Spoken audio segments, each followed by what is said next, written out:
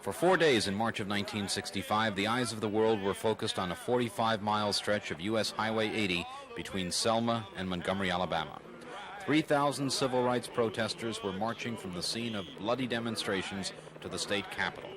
They had tried twice before to march this route, but they were stopped by state troopers. Finally, a federal judge gave them permission and ordered protection. They marched a little less than 10 miles a day. They camped on the roadside by night, always under the watchful eye of the National Guard. Dr. Bernard Lafayette, a lieutenant of Reverend Martin Luther King Jr., helped organize the march and walked with the demonstrators. Well, we thought, number one, that it was for safety reasons that we should march on the road, because this would prevent automobiles from coming alongside of us, throwing things out of the car and, slurs and that sort of thing. So it's for our own protection that we marched in the middle of the road. The other reason was because we were trying to make an important statement to the state of Alabama and to the South that somehow a price had to be paid for killing black folks. Since we did not have control of the judicial system to see that justice would come as a result of the Alabama state trooper killing Jimmy Lee Jackson, that we had to make a dramatic but positive statement. And the other reason, of course, was that we knew that our march on the highway, in the middle of the highway, would have some economic repercussions.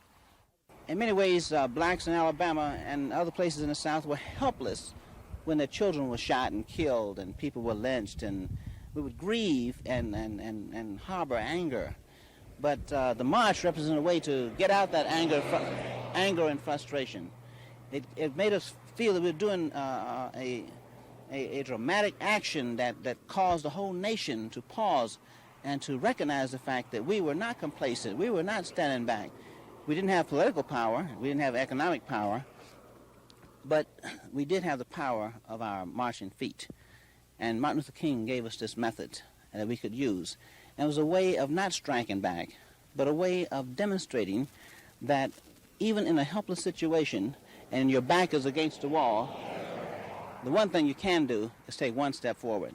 I think that everybody has to recognize that this symbolizes a new commitment and a new determination on the part of the federal government to take the kind of vigorous line that will assure the rights of the Negro citizens of this nation. The march ended on the steps of the Alabama state capitol. The purpose of the march from Selma to Montgomery was to bring the civil rights demonstration right to the doorstep of Governor George Wallace. The demonstrators succeeded in doing that, but the governor never saw them. Tomorrow on our series of reports, we'll tell you about the movement here in Montgomery. On special assignment, I'm Lou Davis.